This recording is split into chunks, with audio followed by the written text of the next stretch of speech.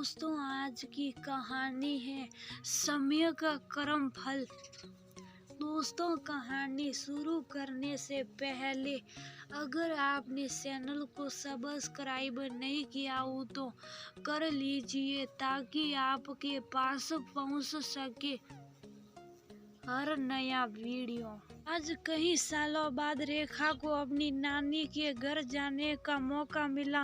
नानी का गाँव याद आते ही उसकी बचपन की यादें जीवित हो उठी। खेतों में दौड़ लगाना, फल सब्जी तोड़कर खाना, ट्यूबवेल पर नहाना और हर दिनों नाना के आंगन में उस बड़े से नीम के पेड़ पर पड़े झूले पर झूलना व खूब पींगे बढ़ाना। रेखा कितनी ही बार अपने बच्चों को ये सब किस्से सुना चुकी थी। जैसे ही गाड़ी नाना जी के गांव के पास पहुंची, खेतों की हरियाली देख बच्चों के साथ साथ रेखा का मन भी झूम उठा। नाना जी के घर में सबको उनका दिल खोलकर स्वागत किया। बच्चे तो दूध लस्सी पीते ही खेतों पर चलने की जिद करने लगे।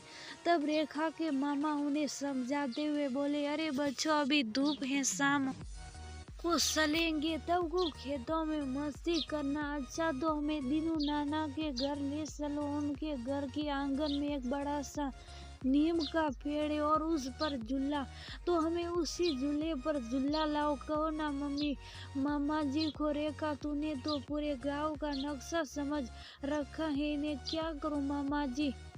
जब ये कहानी सुनाने की जिद करते हैं, सब सुना देती हूँ। सुनते भी बड़े मजे से हैं, बड़े जिद्दी हैं मामा जी। ये झूला झूला लाओ, बिना झूला झूले ये मानने वाली नहीं।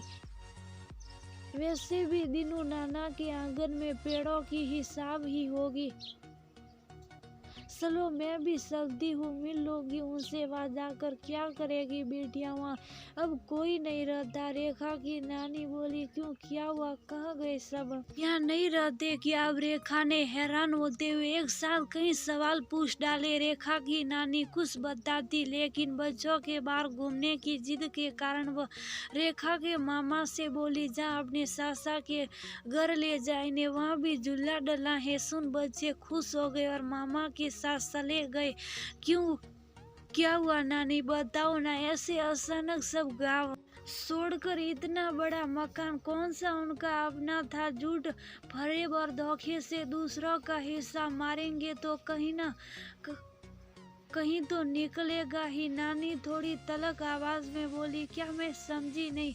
अरे ये जमीन तेरे दीनू नाना की नहीं थी, उनका भाई पूरन था ना, उसकी थी, पूरन नाना की, फिर इसके पास कैसे? रेखा हैरान होते हुए बोली, कि बात बहुत पुरानी है। जब पूरन नाना के बच्चे छोटे थे तब उनका बड़ा बेटा एक बार बहुत बीमार हुआ, बचने की उम्मीद ही न थी। डॉक्टरों ने शहर जाकर इलाज के लिए कहा, पैसे तो थे नहीं उनके पास, तो थोड़े से रुपये दिनों से ले लिए। उनकी एवज में जमीन के कागजात उसके पास गिरवी रख दिए। भगवान की दया से उनका बेटा ठीक हो गया। 2 साल बाद जब वह पैसे लौटा, अपने जमीन के कागजात मांगने लगा तो दीनू ने ये कहते हुए जमीन के कागज देने से साफ मना कर दिया कि तुमने जमीन उन रुपयों के एवज में मुझे बेच दी थी। पूरन ने उन्हें बहुत समझाया, गांव के लोगों ने से वह सरपंच से भी गुहार लगाई, लेकिन दीनू के रुतबे व पैसे के आगे उसकी आवाज दब गई। कोर्ट कचहरी थाना उसने मुनासिब न समझा। उसे पता था कि वहाँ भी दीनू पैसे के बल पर जीत जाएगा और उसके पास जो जमा पूंजी है वो मुकदमे की भेंट सड़ जाएगी। इसीलिए वह सब्र करके बैठ गया। लेकिन कहते हैं ना, भगवान की लाठी में आवाज नहीं होते। ऊपर वाला देर सबे सबका न्याय करता। जिस पैसे की बल पर उसका मुंह इतना उफरता, वही पैसा दीनू के परिवार को लिल गया। बड़े बेटे की संगत शुरू से ही खराब थी। 2 साल पहले लड़ाई झगड़े में उससे गोली चल गई और एक जवान लड़का मारा गया। तभी से वह जेल में बंद है और छोटा बेटा पिछले साल एक्सीडेंट में चल बसा। दोनों पति पत्नी इस सदमे से अंध मरे हो गए और अपने गुनाहों का प्रायश्चित कर हरिद्वार चले गए और वहीं रहने लगे। हाँ, जाते जाते घर की चाबी व कागजात पूरन को दे गए, लेकिन पूरन ने भी उस मकान का ताला नहीं खोला और वह मकान तब से बंद पड़ा है। मुझे नहीं लगता हुआ कह रोएगा, नानी लंबी सांस लेते हुए बोली।